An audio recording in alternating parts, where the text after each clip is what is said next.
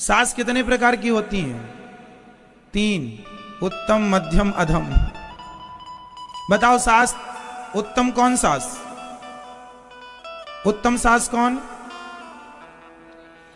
जो अपनी बहू को बेटी की तरह रखे, जो अपनी बहू को बेटी की तरह समझाए, गलती करने पर ताने ना मारे, बेटी की तरह पढ़ाए, वो उत्तम सास है। अभी बहू का भी बताऊंगा, सासों की सांस ना रुक जाए। अभी बहू का भी बताऊंगा। जो अपनी बहू को अपनी बेटी की तरह प्यार करे, अपनी बहू को बेटी की तरह समझाए, गलतियां करने पर बेटी गलती करे तो मां समझाती है, जो समझाए वो उत्तम सास है, उत्तम कोटि की। मध्यम, जो गलती करके, जो बहू की गलतियों पर ताने मारे, अरे तेरे बाप ने यही सिखाया, तेरी मां ने यही सिखाया, बात बात पे ताने मारे, ये मध्यम कोटि की सास है। और जो सारा दिन अपनी बहू की बुराई पड़ोसन से करे, ये अधम सास है। उत्तम, मध्यम और अधम, सही है? आपकी सास कैसी है? पीछे वाली मैया, आपकी सास कैसी है? उत्तम, मध्यम, अधम? ये मैया बताएंगी, सवाल ओढ़े बैठी है, ठिठुर रही है। बताओ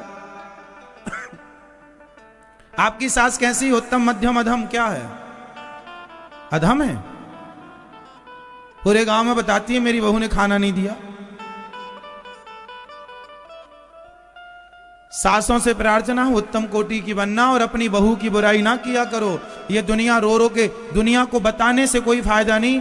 कल को आपके लिए, आपके घर के लिए ही नाना प्रकार की बातें ये दुनिया के लोग करेंगे। इसलिए अपने घर का दुख किसी से ना कहा करो, अपने घर की बातें किसी से ना करनी चाहिए। संत लोग गा गए हैं, कह गए हैं कि अपने अपने घरन का दुख ना कहियो रोई, सुन इठले हैं लोग सब बांट न ले हैं कोई। बांटने वाला कोई नहीं है, सब आपके दुख को देखकर दुनिया को आप सुनाएंगे ना, हमारी बहू ऐसी, हमारी सास ऐसी। दुनिया रो रो के सुनती है और आपके जाने के बाद हंस हंस के बताती है, अरे उनके घर में ऐसा हो गया, उनके घर में सास बहू का ऐसा हो गया। इसलिए मत कहा करो। ये हमारी सासू माँ बड़ा गाना गाती रहती हैं सबके घर, मेरी बहू अच्छी नहीं है। 100 में से 95 सास मिलेंगी तो यही कहेंगी मेरी बहू अच्छी नहीं है, मेरी बहू अच्छी नहीं है। मैं कंफ्यूज हूं कि अच्छी बहू कैसी होती है। लगभग सारी सासें, 5% सास छोड़ के सारी सासें बहुओं का रोना लिए बैठी हैं, मेरी बहू अच्छी नहीं, मेरी बहू अच्छी नहीं। जबकि अच्छी है, अच्छी है, आप मानने को तैयार नहीं, हम क्या करें। हर जगह चलो, बहू कितने प्रकार की होती हैं? 3, उत्तम, मध्यम और अधम। फटाफट उत्तम बहू के लक्षण बताओ आप। उत्तम बहू के लक्षण, जो अपने परिवार में, जो अपनी सास को मां माने, ससुर को पिता माने, पति को परमेश्वर माने, यह उत्तम कोटि की बहू है। पति को क्या माने? परमेश्वर। सास को क्या माने? मां। अब सास है तो मम्मी को बार बार फोन लगाने की क्या जरूरत है? कभी बातचीत कर लो। दिन भर वहीं पंचायत चल रही है, पति का सिर चढ़ रहा है, रे दिन भर बातें करती है, इसी चक्कर में लड़ाई होती है घर में। तो उत्तम बहू वह जो अपनी सास को मां माने, ससुर को पिता माने, पति को परमेश्वर माने और ऐसे जीवन जिए, उत्तम कोटि की बहू। मध्यम कोटि की, जो अपने पति की सेवा तो करे पर अपनी सास से अपने पति को अलग करने की कोशिश करे। कई बहुएं षड्यंत्र करती रहती हैं, मैं अपने पति से अपनी मां सास को कैसे अलग करूं। षड्यंत्र के दौरान वो अपने शर्त रख देती हैं, या अपनी मां को रखो या हमें रखो।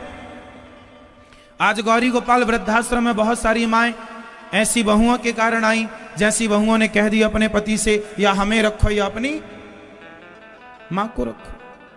अब बेचारा वो पति क्या करे और वो मां क्या करे। महारानी ये है, ये सब मध्यम कोटि की बहुएं हैं, जो अपने पति से तो प्रेम करें पर अपने सास और ससुर की जिम्मेदारी को अपनी जिम्मेदारी ना माने, ये मध्यम कोटि की है। और अधम कोटि की बहू वो है, अधम कोटि की बहू वो है जो अपने माँ बाप को, जो अपने सास ससुर को बुढ़ापे में 2 वक्त की रोटी भी ना दे। जी रहे हैं, मर रहे हैं वो बुढ़ापे में, ना देखे, ना पति को देखने दे, ना अपने बच्चों को अपने दादी के पास जाने दे। कई बहुएं ये कहती हैं अपने बच्चों से, दादी के पास मत जाना, दादी से बात मत करना। घटिया क्वालिटी की बहुएं हैं ये, 3rd क्वालिटी की, जो अपने दादाजी से पोते का प्यार छीन रही हैं। कई समाज में, मैं आज ही एक वीडियो देख रहा था व्हाट्सएप पे, मेरा मन हुआ था कि आपको दिखाऊं, पर मैं सोचा क्या करूं, आपको दिखाकर बता दूं। एक बूढ़ी सास थी, चलना नहीं आ रहा था, उसकी बहू ने, किसी ने वीडियो बना ली तो मैंने देख ली, आपने देखी हो व्हाट्सएप में। सास है ऐसे चल रही है, बिल्कुल पांव और हाथ भी नीचे, मतलब कमर झुक चुकी है बूढ़ी माँ की, लगभग 90 साल से पार थी। और बहू इतना बड़ा डंडा लेके आई और सड़क में सबके सामने मारा अपनी सास को, इतना मारा कि लाठी टूट गई। और इतनी बुजुर्ग थी, 90 साल की, चिल्ला रही है बेचारी, रो रही है, और बहू अपनी सास को पीट रही है। मतलब इंसानियत कहां चली गई पता नहीं। इसलिए आपसे प्रार्थना है, जो व्यवहार हम आपके साथ करेंगे वही व्यवहार वापस हमें मिलेगा।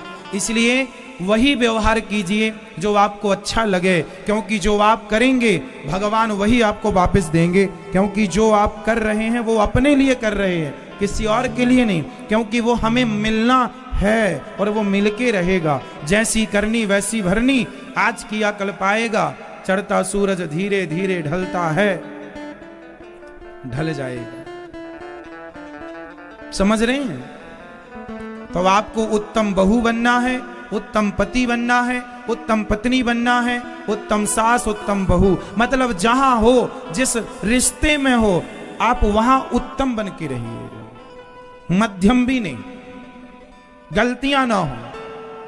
समझ रहे हैं? उत्तम बनिए, अच्छे पिता बनो, अच्छे पुत्र बनो, अच्छे पति बनो, अच्छी पत्नी बनो, अच्छे सास बनो, अच्छे ससुर बनो, अच्छे दामाद बनो, अच्छे परिवार में अच्छे दोस्त बनो, अच्छे शिष्य बनो, अच्छे गुरु बनो, मतलब हर रिश्ता परफेक्ट। अपनी जगह अच्छे बिजनेसमैन बनो, अच्छा मतलब जहां हो अच्छे ही रहो, ठीक है? भाई को भी भाई के साथ अच्छा व्यवहार करना चाहिए। इसलिए रिश्तों को, पति पत्नी की बहुत जरूरत पड़ती है। आज समाज में देखने को मिलता है, जरा जरा सी बातों में तलाक हो जाता है, पति पत्नी में झगड़ा और लड़ाइयां हो जाती हैं। कहते हैं शीशा गलती से टूटता है, रिश्ते गलतफहमियों से टूट जाते हैं, इसलिए टूटने मत दीजिए। संत जी ने एक बात कही है कि रहीमन धागा प्रेम का, आगे आप बोलो, रहीमन धागा प्रेम का मत तोड़ो, चटिकाए टूटे से फिर ना जुड़े, और जुड़े तो गांठ पड़ जाए। ये जो रिश्ते हैं ना, इन प्रेम के धागों को तोड़ना नहीं चाहिए। यदि टूट जाएं और फिर जुड़ जाएं तो जुड़ तो जाएंगे, पर एक गांठ रह जाएगी। इसलिए महान बनाएगी, महान बनाएगी। सहन करना बड़ी चीज है साहब, सहन करो। अपमान सहना पड़ेगा, पत्नी का, पति का, परिवार का। आप कहेंगे हमारी सास ने अपमान कर दिया, अरे सास तुम्हारी है, घर की बातें हैं, ये अपमान का घूंट पीना पड़ेगा। कब तक लड़ोगी सास से, और कब तक लड़ोगी बहू से, और कब तक पति और पत्नी से झगड़ा करोगे? छोड़ो कल की बातें, कल की बात पुरानी है।